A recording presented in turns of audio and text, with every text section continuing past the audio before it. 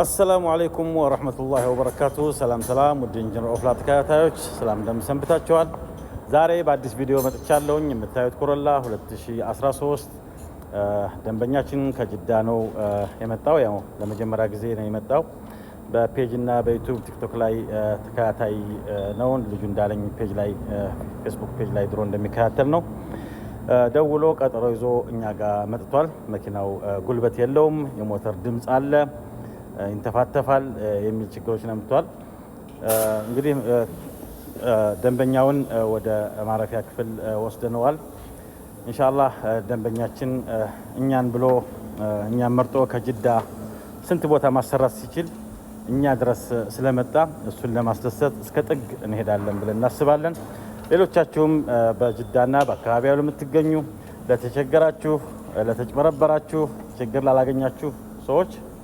የችግራችሁ መፍትሄ ያላገኛችሁ ሰዎች መርከዝ ሆልደን ኦፍላጋ ጣይፍ ድረስ በመምጣት እንደ ችግራችሁ አይነት በሰዓታት የሚሆን በቀናትም መኪናችሁ